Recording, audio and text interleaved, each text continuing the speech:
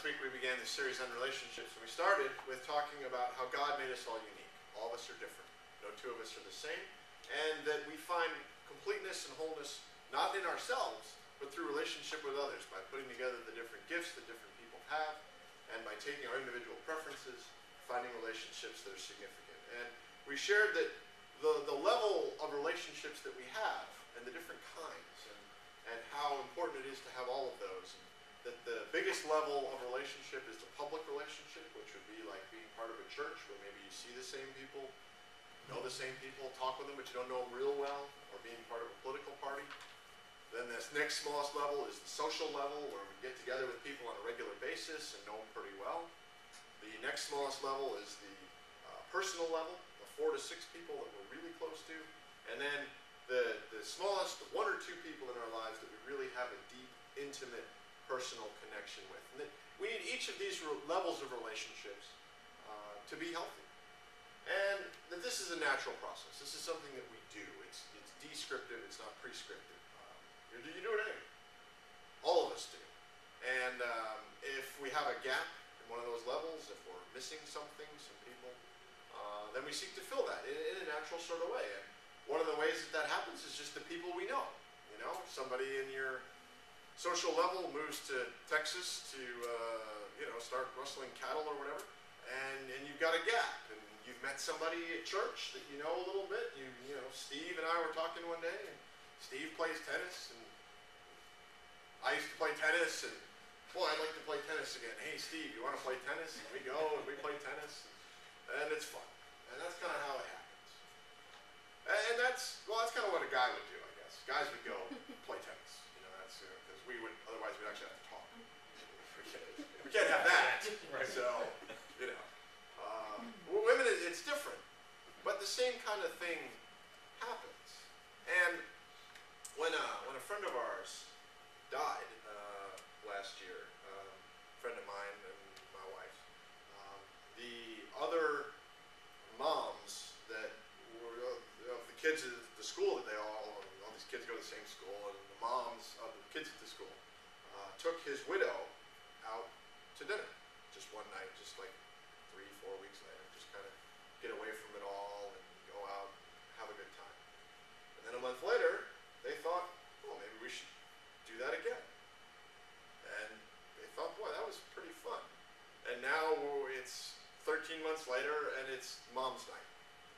And they go out all the time, and they go to different restaurants, and they have fruity drinks with umbrellas in them, and they eat half their meal, and they have a great time. But what happened is that this thing happened where this web kind of formed, and these connections happened, and they don't all know each other as well as, everybody doesn't have the same level of relationship.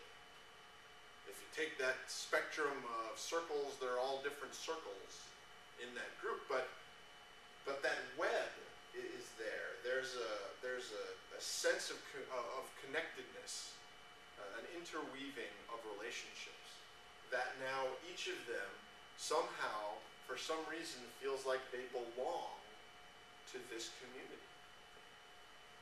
And it just happened.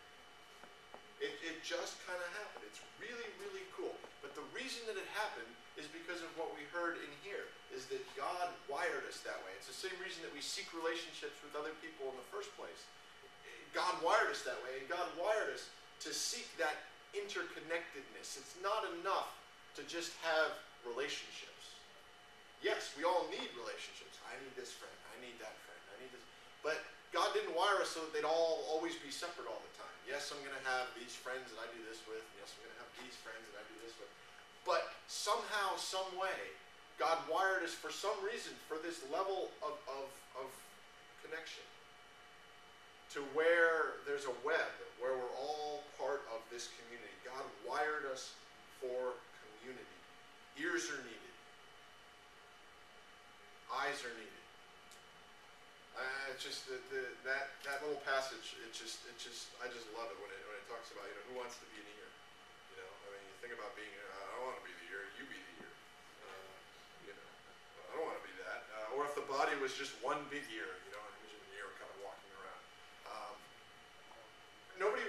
Nobody wants to be some of these things, but all of them have a place. The things that we think about ourselves that we don't like could very well be the things that a community needs, and that people are going to love and appreciate. And when that connectedness happens, when those relationships form, when that web is kind of knit together, then wonderful things happen. I mean, then it becomes a fully functioning body. It becomes the hand of Christ and the feet of Christ, and we become the arms of Christ that can reach out and hug somebody. And you want to see, Tom, your talk today was perfect, because if you want to see a group of people putting their arms around somebody and being the body of Christ, part of what makes Habitat cool is you meet the family. They're there. If you go regularly, you kind of get to know them a bit, and you get to hear their story of how amazing it is. And we do that together, putting our arms around them, holding them. And there's lots of other ways to be that body and to experience that. And you're going to hear about more the longer